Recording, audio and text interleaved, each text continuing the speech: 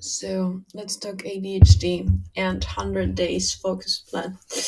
But there's a lot of good things happening, and that's a happy problem. But I realized that I've been dividing my head into like 50 different little bits of pieces. And if you've been here, let's run an experiment together, because I believe that you can actually make it work. You can actually have several projects at the same time. It's just that the speed in which these projects are going to grow, it's going to be so slow that it might make them die before they actually have a chance to become anything.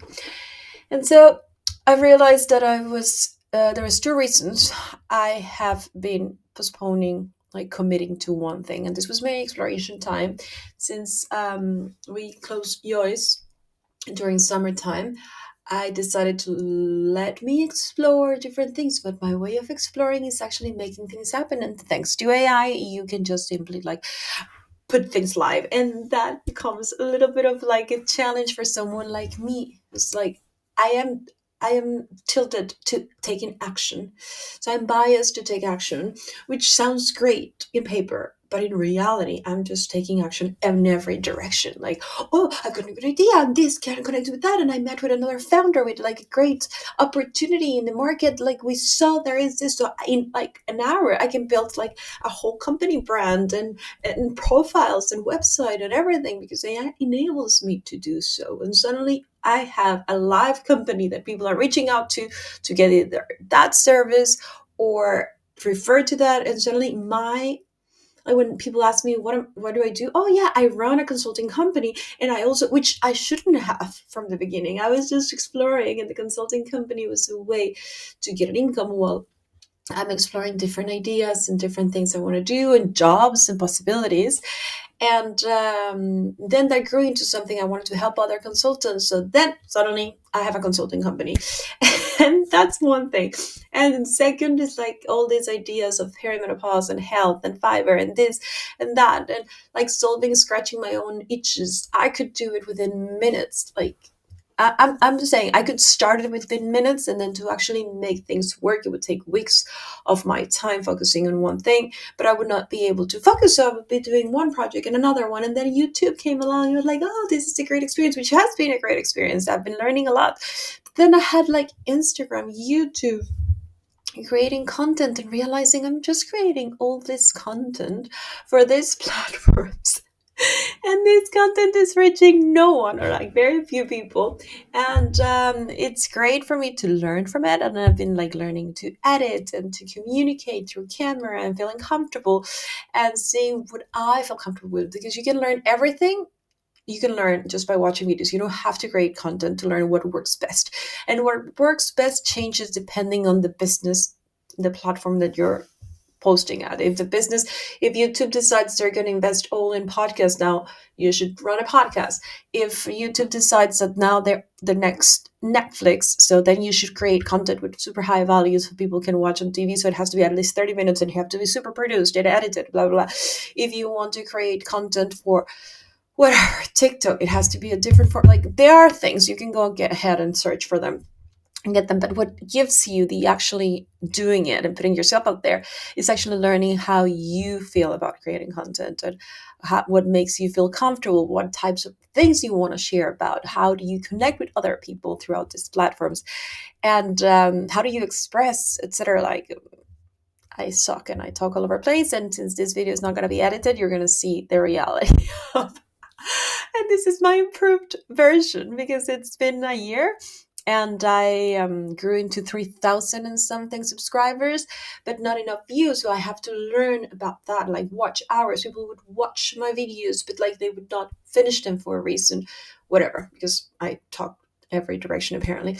But suddenly my attention was divided into everything. So every single one of my projects, the perimenopause projects, the consulting company, the female health, another project, even the fiber thing project, applying for a job, everything was advancing, but very slowly. Like instead of like having all my energy and focus and like action driven thing into one thing, I was like all scattered. So it ended up being like within one day, I had like five different things.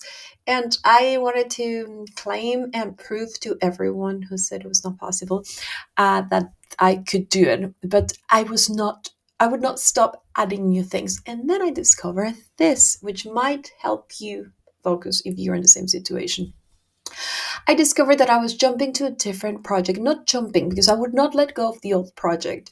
I would not let go of YouTube, or I would not let go of building my brand on LinkedIn, or building my brand on YouTube, or creating the consulting company, or creating within the consulting company different services, extra services for whatever my clients or potential clients needed.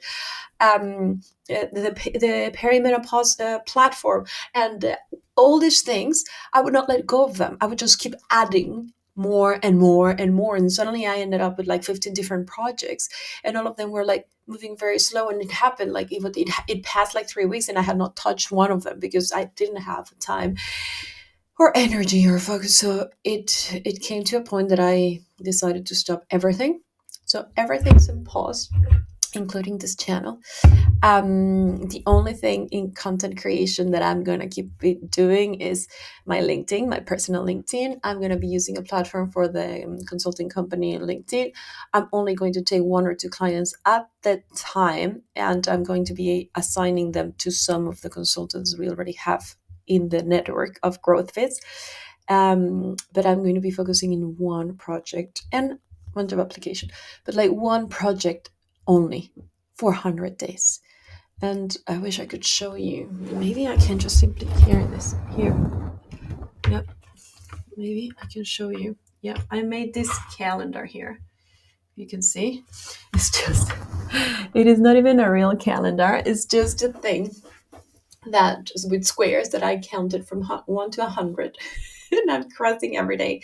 And every day when I'm sitting in this chair, I can only focus in things that add value to this one project, which I'm actually going to not share about unless any of you actually guess which project is that, until I'm done. So 100 days, I'm going to see how far it goes. And I realized that during day one, because this is day two, that the reason why I jump with one thing and I get excited about something else is because every time I put all my energy into one thing, I'm afraid of failing. It's more scary to fail because you're all in into something. So I take the excuse of seeing another project and another opportunity. It's all these, the market needs it. You have the capabilities and the skill sets, so you should just do it. And that was just enough for me to launch something and create something. And it would justify me not feeling bad if the first one fails. And so that I had to get over it. And I had to say, okay, if it fails, it fails. It's going to hurt. And that's just life. That's it. Like, get over that. And the second thing is that no matter how simple the project, the business, the company you're building looks and feels like, you're going to find friction and you're going to find challenges and you're going to find moments where it doesn't work and it's frustrating and you're stuck into that same thing. Just quick example, yesterday I was building a prototype, and just in order to explore and choose which platforms I'm going to use and which like software and solutions I'm going to use to build this, and I could not figure out the basic part of logging in. Like it got stuck in an error. And my immediate instinct was to jump into another one of my projects. And I said, no, that's it. You're stuck in this. Feel comfortable with being stuck and being frustrated and not jumping into something that gives you the dopamine and feeling like you're advancing. So what would happen is like whenever I felt stuck in one of the things that I was focusing on and it would not go forward, I would need something else that could go forward. So I would jump into that other project, idea, business, and move forward. And whenever this got unlocked by nature, because I got creative block or whatever, I could go back and go. But I could not stand still with the frustration.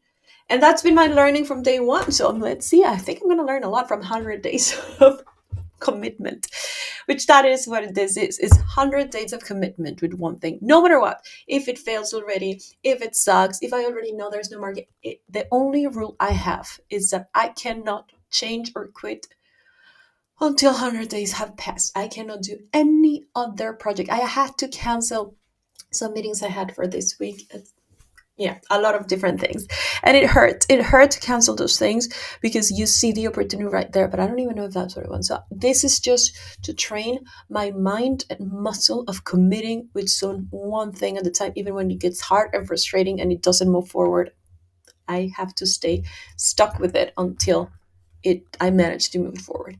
So that's it. Subscribe if you want to tag along and see what happens 100 days, because when day 100 comes along, whether it's a success or not, I am going to post and share what I built and what I managed. And I'm excited. I'm excited and nervous and everything. But yeah, hopefully it inspires some other ADHD entrepreneurs and you're able to tag along into the 100-day challenge.